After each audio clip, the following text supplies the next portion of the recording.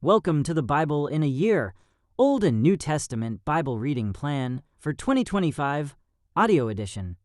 April 9th, 1 Samuel chapters 1 through 3, and Luke chapter 12, verses 1 to 34.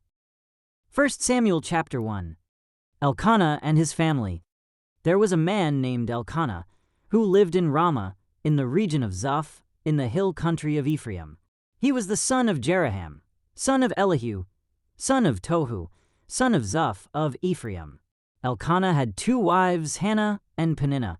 Peninnah had children, but Hannah did not. Each year Elkanah would travel to Shiloh to worship and sacrifice to the Lord of Heaven's armies at the tabernacle. The priests of the Lord at that time were the two sons of Eli, Hophni and Phinehas. On the days Elkanah presented his sacrifice, he would give portions of the meat to Peninnah and each of her children. And though he loved Hannah, he would give her only one choice portion, because the Lord had given her no children. So Peninnah would taunt Hannah and make fun of her, because the Lord had kept her from having children. Year after year it was the same. Peninnah would taunt Hannah as they went to the tabernacle. Each time, Hannah would be reduced to tears and would not even eat. "Why are you crying, Hannah?" Elkanah would ask. "Why aren't you eating? Why be downhearted just because you have no children? You have me. Isn't that better than having 10 sons? Hannah's prayer for a son. Once after a sacrificial meal at Shiloh, Hannah got up and went to pray. Eli the priest was sitting at his customary place beside the entrance of the tabernacle. Hannah was in deep anguish, crying bitterly as she prayed to the Lord, and she made this vow. "O Lord of Heaven's armies, if you will look upon my sorrow and answer my prayer, and give me a son, then I will give him back to you. He will be yours for his entire lifetime, and as a sign that he has been dedicated to the Lord, his hair will never be cut." As she was praying to the Lord, Eli watched her. Seeing her lips moving, but hearing no sound, he thought she had been drinking. "Must you come here drunk?" he demanded. "Throw away your wine." "Oh no, sir," she replied. "I haven't been drinking wine or anything stronger, but I am very discouraged, and I was pouring out my heart to the Lord. Don't think I am a wicked woman, for I have been praying out of great anguish and sorrow." "In that case," Eli said, "go in peace. May the God of Israel grant the request you have asked of him." "Oh, thank you, sir," she exclaimed. Then she went back and began to eat again, and she was no longer sad. Samuel's birth and dedication. The entire family got up early the next morning and went to worship the Lord once more. Then they returned home to Ramah. When Elkanah slept with Hannah, the Lord remembered her plea, and in due time she gave birth to a son. She named him Samuel, for she said, "I asked the Lord for him." The next year Elkanah and his family went on their annual trip to offer a sacrifice to the Lord and to keep his vow, but Hannah did not go. She told her husband, "Wait until the boy is weaned. Then I will take him to the tabernacle and leave him there with the Lord permanently." "Whatever you think is best," Elkanah agreed. "Stay here for now, and may the Lord help you keep your promise." So she stayed home and nursed the boy until he was weaned. When the child was weaned, Hannah took him to the tabernacle in Shiloh. They brought along a 3-year-old bull for the sacrifice, and a basket of flour and some wine. After sacrificing the bull, they brought the boy to Eli. "Sir, do you remember me?" Hannah asked. "I am the very woman who stood here several years ago praying to the Lord. I asked the Lord to give me this boy, and he has granted my request. Now I am giving him to the Lord, and he will belong to the Lord his whole life." And they worshipped the Lord there. 1 Samuel chapter 2. Hannah's prayer of praise. Then Hannah prayed, "My heart rejoices in the Lord. The Lord has made me strong. Now I have an answer for my enemies. I rejoice because you rescued me. No one is holy like the Lord. There is no one besides you. There is no rock like our God. Stop acting so proud and haughty. Don't speak with such arrogance. For the Lord is a God who knows what you have done. He will judge your actions. The bow of the mighty is now broken. and those who stumbled are now strong. Those who were well fed are now starving, and those who were starving are now full. The childless woman now has 7 children, and the woman with many children wastes away. The Lord gives both death and life. He brings some down to the grave, but raises others up. The Lord makes some poor and others rich. He brings some down and lifts others up. He lifts the poor from the dust, and the needy from the garbage dump. He sets them among princes, placing them in seats of honor. For all the earth is the Lord's, and he has set the world in order. He will protect his faithful ones, but the wicked will disappear in darkness. No one will succeed by strength alone. Those who fight against the Lord will be shattered. He thunders against them from heaven. The Lord judges throughout the earth. He gives power to his king. He increases the strength of his anointed one. Then Elkanah returned home to Ramah without Samuel, and the boy served the Lord by assisting Eli the priest. Eli's wicked sons. Now the sons of Eli were scoundrels who had no respect for the Lord or for their duties as priests. Whenever anyone offered a sacrifice, Eli's sons would send over a servant with a 3-pronged fork. While the meat of the sacrificed animal was still boiling, the servant would stick the fork into the pot and demand that whatever it brought up be given to Eli's sons. All the Israelites who came to worship at Shiloh were treated this way. Sometimes the servant would come even before the animal's fat had been burned on the altar. He would demand raw meat before it had been boiled so that it could be used for roasting. The man offering the sacrifice might reply, "Take as much as you want, but the fat must be burned first." Then the servant would demand, "No, give it to me now, or I'll take it by force." So the sin of these young men was very serious in the Lord's sight, for they treated the Lord's offerings with contempt. But Samuel, though he was only a boy, served the Lord. He wore a linen garment like that of a priest. Each year his mother made a small coat for him and brought it to him when she came with her husband for the sacrifice. Before they returned home, Eli would bless Elkanah and his wife and say, "May the Lord give you other children to take the place of this one she gave to the Lord." And the Lord blessed Hannah, and she conceived and gave birth to 3 sons and 2 daughters. Meanwhile, Samuel grew up in the presence of the Lord. Now Eli was very old, but he was aware of what his sons were doing to the people of Israel. He knew, for instance, that his sons were seducing the young women who assisted at the entrance of the tabernacle. Eli said to them, "I have been hearing reports from all the people about the wicked things you are doing. Why do you keep sinning? You must stop, my sons. The reports I hear among the Lord's people are not good. If someone sins against another person, God can mediate for the guilty party. But if someone sins against the Lord, who can intercede?" But Eli's sons wouldn't listen to their father, for the Lord was already planning to put them to death. Meanwhile, the boy Samuel grew taller and grew in favor with the Lord and with the people. A warning for Eli's family. One day a man of God came to Eli and gave him this message from the Lord. "I revealed myself to your ancestors when they were Pharaoh's slaves in Egypt. I chose your ancestor Aaron from among all the tribes of Israel to be my priest, to offer sacrifices on my altar, to burn incense, and to wear the priestly vest as he served me. And I assigned the sacrificial offerings to you priests. So why do you scorn my sacrifices and offerings? Why do you give your sons more honor than you give me? For you and they have become fat from the best offerings of my people Israel. Therefore the Lord, the God of Israel, says, I promised that your branch of the tribe of Levi would always be my priests. But I will honor those who honor me, and I will despise those who think lightly of me. The time is coming when I will put an end to your family, so it will no longer serve as my priests.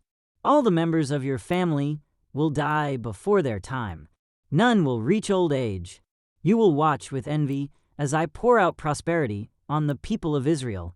But no members of your family will ever live out their days. The few not cut off from serving at my altar will survive, but only so their eyes can go blind and their hearts break, and their children will die a violent death. And to prove that what I have said will come true, I will cause your 2 sons, Hophni and Phinehas, to die on the same day. Then I will raise up a faithful priest who will serve me and do what I desire. I will establish his family, and they will be priests to my anointed kings forever. Then all of your surviving family will bow before him, begging for money and food. Please, they will say, give us jobs among the priests, so we will have enough to eat. 1 Samuel 3. The Lord speaks to Samuel. Meanwhile, the boy Samuel served the Lord by assisting Eli. Now in those days messages from the Lord were very rare, and visions were quite uncommon. One night, Eli, who was almost blind by now, had gone to bed. The lamp of God had not yet gone out, and Samuel was sleeping in the tabernacle near the ark of God. Suddenly the Lord called out, "Samuel." "Yes." Samuel replied, "What is it?" He got up and ran to Eli. "Here I am. Did you call me?" "I didn't call you," Eli replied. "Go back to bed." So he did. Then the Lord called out again, "Samuel." Again Samuel got up and went to Eli. "Here I am. Did you call me?" "I didn't call you, my son." Eli said, "Go back to bed." Samuel did not yet know the Lord, because he had never had a message from the Lord before. So the Lord called a 3rd time, and once more Samuel got up and went to Eli. "Here I am. Did you call me?" Then Eli realized it was the Lord who was calling the boy. So he said to Samuel, "Go and lie down again, and if someone calls again, say, 'Speak, Lord, your servant is listening.'" So Samuel went back to bed, and the Lord came and called as before, "Samuel, Samuel." And Samuel replied, "Speak, your servant is listening." Then the Lord said to Samuel, "I am about to do a shocking thing in Israel. I am going to carry out all my threats against Eli and his family, from beginning to end. I have warned him that judgment is coming upon his family forever, because his sons are blaspheming God, and he hasn't disciplined them. So I have vowed that the sins of Eli and his sons will never be forgiven by sacrifices or offerings." Samuel speaks for the Lord. Samuel stayed in bed until morning, then got up and opened the doors of the tabernacle as usual. He was afraid to tell Eli what the Lord had said to him. But Eli called out to him, "Samuel, my son." "Here I am," Samuel replied. "What did the Lord say to you? Tell me everything, and may God strike you and even kill you if you hide anything from me." So Samuel told Eli everything. He didn't hold anything back. "It is the Lord's will," Eli replied. "Let him do what he thinks best." As Samuel grew up, the Lord was with him, and everything Samuel said proved to be reliable. And all Israel, from Dan in the north to Beersheba in the south, knew that Samuel was confirmed as a prophet of the Lord. The Lord continued to appear at Shiloh and gave messages to Samuel there at the tabernacle. Luke 12, verses 1 through 34. A warning against hypocrisy.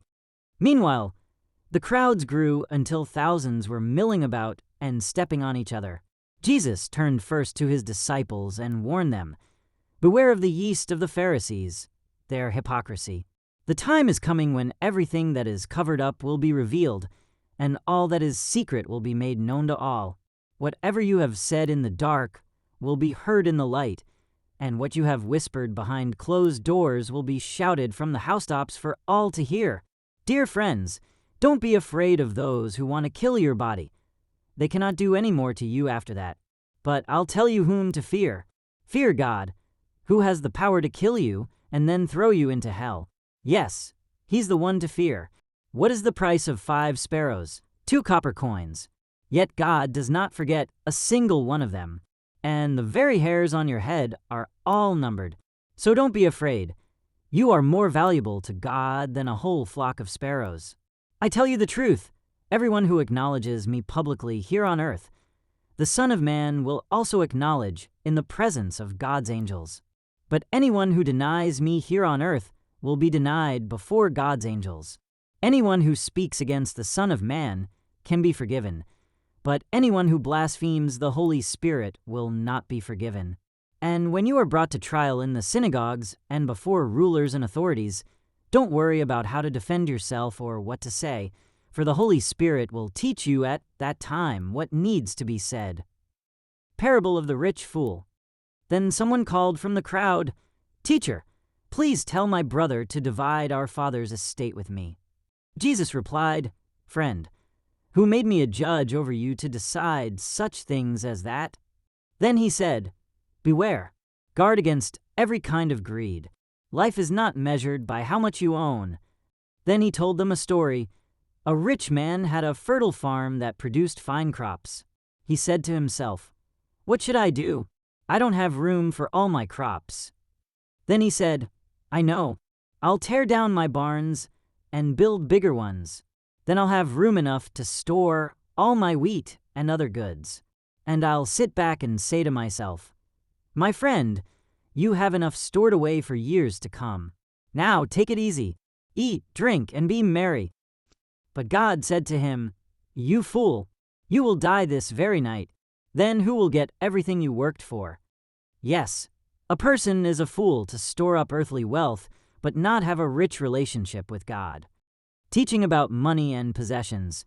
Then, turning to his disciples, Jesus said, "That is why I tell you not to worry about everyday life, whether you have enough food to eat or enough clothes to wear.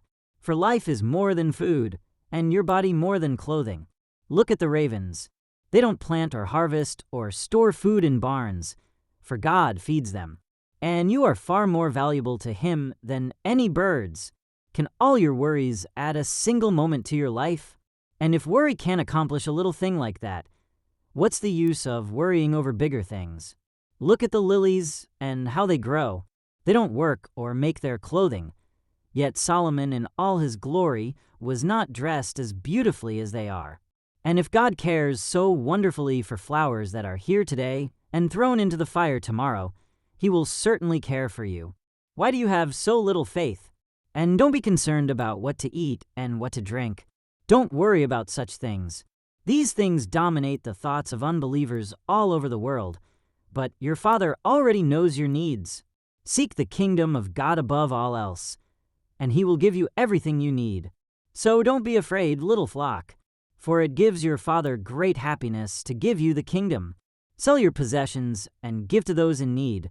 This will store up treasure for you in heaven, and the purses of heaven never get old or develop holes. Your treasure will be safe. No thief can steal it and no moth can destroy it. Wherever your treasure is, there the desires of your heart will also be. Thank you for joining as we read through the Bible in 1 year. This has been day 99.